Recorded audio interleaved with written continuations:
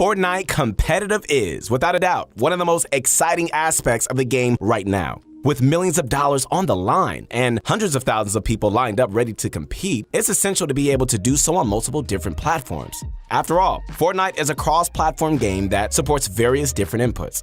Whether you're playing on keyboard and mouse, controller, or even mobile. Hey mobile players, how you doing? Fortnite allows you to compete alongside the best of the best. That's why it's crucial to be able to handle playing against keyboard and mouse players who are cracked. Controller players are also one of the most dominant forms of players, as they make up the most significant number of people playing Fortnite. That's why we've created this guide to teach you guys how to dominate in events and tournaments, where you can put your skills to the table and show what you got. This guide will outline key concepts of domination and special moves only the best of the best know. Hey guys, once again, this is your guy, your friend. That's right, Keith Allen. If you haven't connected with me on my Instagram, hey, you got to do so as soon as you can. I want to encourage you guys to be the best that you can be at Fortnite and in life. I believe in you guys. By the way, if you're looking for more educational Fortnite content, I highly recommend taking a look at the InstaPro Pass over at ProGuys.com. Purchasing the Pro Pass will unlock a wall of content, mastery courses, and multiple live coaching sessions with real Fortnite pros. It is amazing. Elevate your game today, not tomorrow, but today. Link as always is in the description down below. All right, ladies and gentlemen, let's get this party started. Playing on keyboard does have its advantages. After all, you get way more buttons and keybind variations, duh. But don't ever doubt for a second that controller can perform just as well. Controller players are given slight advantages to counter these, such as aim assist and advanced movement. And these things are going to be the things, I like to say things aloud, we're going to be covering in this video. Without further ado, man, let's get into these tricks.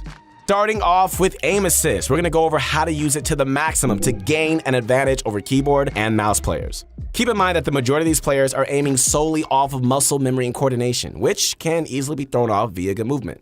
That's where the controller advantages come in. Having aim assist gives you the ability to dominate when it comes to medium, long range, and short distance shooting. Okay, so think of it like this. While the keyboard and mouse player has to react and fine-tune their accuracy to every movement you make, all you gotta do is just keep your aim in their general area. That's it, and let aim assist do the rest. It's a great balance to give controller players, to make sure that the mouse aiming doesn't completely dominate. Now, being able to use aim assist actually has a bit of skill to it that is really overlooked. You can time your left trigger pulls with your first shot accuracy to do massive damage, man. We suggest heading into a creative lobby with friends and practicing getting some critical headshots with every first shot you take with your weapons that have this feature. So the way you want to do this is by pulling your trigger right before the first shot of any gun and shooting almost precisely 1 second after you pull the left trigger.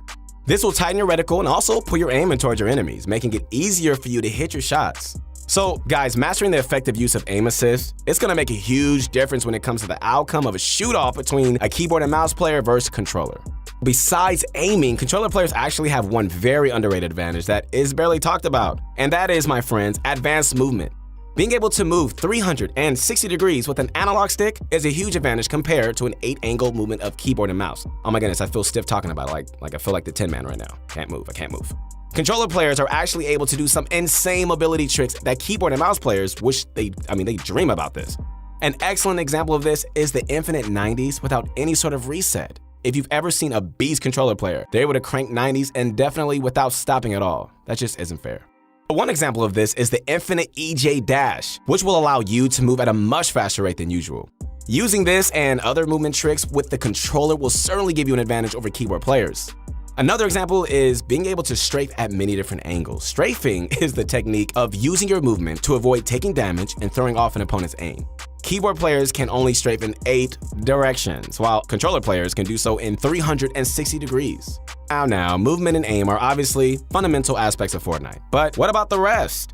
Fortnite is a game where you can improve at so many different things that it could just become hard to keep track of all the various weaknesses you might have to strengthen. And I know it can be very discouraging, I get it.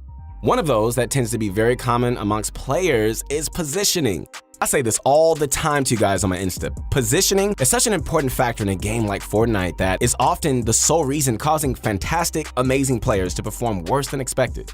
Being mechanically efficient is so important, but not having the ability to place yourself in positions of advantage is serious. Some of the best performing controller players in the world are some of the smartest ones when it comes to positioning. Okay, so think about players like Ghost Aiden or Ghost Issa.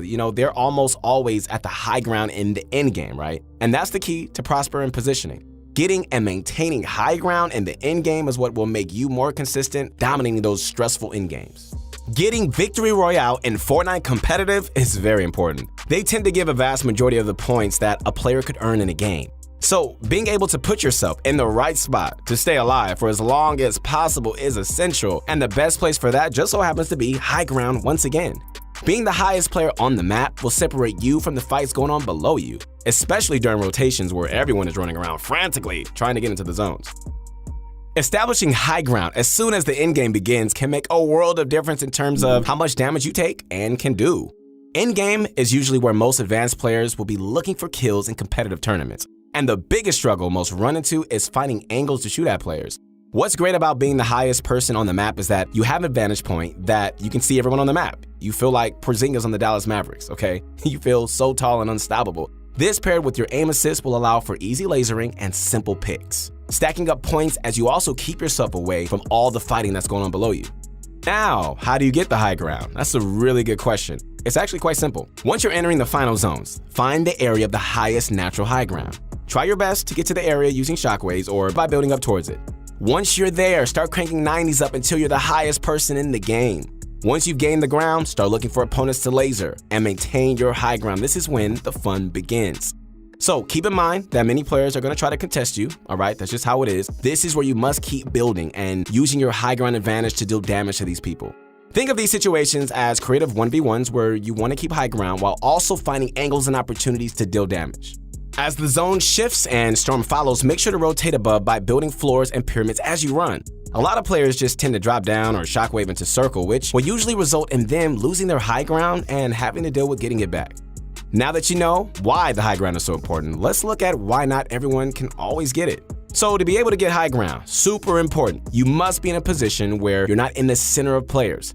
Being in the middle of multiple opponents can cause you to get shot at from different directions and become instantly outnumbered, which is a horrible place to be. The changes of this happening while you're going for height also increases significantly due to the fact that people don't want you to have the advantage. That's why you must be staying towards the highest point of natural high ground where it's harder to be shut down and damaged. Natural objects and mountains are always the best cover when it comes to needing a sturdy and robust piece to build upon or just take cover behind. So now you know everything about positioning on the high ground, but let's take a look at rotations, which goes hand in hand with everything that we talked about. A lot of times you can put yourself in the perfect spot before every other player in the game. This can be done by taking a quick look at the minimap that is located conveniently on the top right of your screen. Use this to know where the next circle will be and where you want yourself to be. So let's just say, for example, that the 5th zone is closing and you just now see the new zone's path. In less than 2 minutes, this next zone is going to be closing in, and you're going to have to rotate in. What most people will do is that they're going to wait in their spot until the storm starts closing. Uh-oh. But what most pros and intelligent players do is scope out the environment of the next circle via their minimap and anything they can see on their screen. You know, what's useful about the map is that it shows you many things that you might not be able to see if you're boxed up or surrounded by other people's builds. So being able to see pre-built houses, trees, mountains, and other objects that can help you with planning your rotation is tremendous. Once you've found the perfect spot for you to box up in, go ahead and just start rotating as soon as possible to avoid getting trampled on during the rush of the storm closing rotation that most players will do. Move fast and low as you keep track of your surroundings. You know, a good thing to keep in mind is that your materials aren't as important as your health. So don't be afraid to tunnel and throw down walls to protect yourself from incoming shots and potential threats. This is a mistake that a good majority of players tend to do as well, especially controller players when being compared to keyboard and mouse players who can make fast flicks with the mouse. So one strategy that should be used for short distance rotations is tunneling. Although tunneling can be very wasteful of materials, it's by far the best way to rotate with full protection, while also protecting from being shot down, which is huge. For controller players who can't turn fast, we recommend shortening the distance in which you turn your view to building. By decreasing the radius at which you turn to build, you can place builds faster without extra turning. Overturning is generally the reason why many controller players tend to feel like they can't do advanced building strategies like keyboard players. But we guarantee, guys, that controller players can do just as much with practice. To recap some of the main points in this video, we're going to be going over the basic summary of each section. We hope that this helps, confirm the critical aspects of the video in your head so that you remember these tips the next time you get to play Fortnite.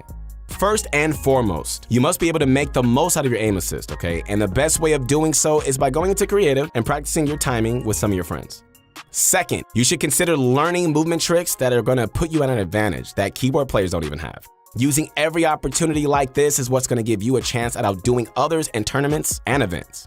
Third, always put your focus on high ground while you're approaching the end game. High ground is absolutely necessary for controller players who cannot always react and turn fast as keyboard and mouse players. Fourth, make sure you're focusing more on lasering players and using your aim assist rather than just jumping in their face and just going crazy for fast-paced endgames. Fifth, plan your rotations and get a head start on your enemies. Being the first to take a power position will guarantee a much more comfortable and smooth sailing endgame. Use tunneling and other building maneuvers like the infinite EJ dash to quicken your rotations as well. Hey guys, I hope you enjoyed this video. Once again, this is your guy, your friend Keith Allen. Make sure to connect with me as soon as you can on my Instagram. Hey, I want to see you be the best that you can be, not only in Fortnite, but in life. And as always, we hope you enjoy this video. Hey, hit that like button if you enjoyed this and throw all your thoughts and comments down below. We really appreciate all the support, guys. We really do. We'll see you on the next one.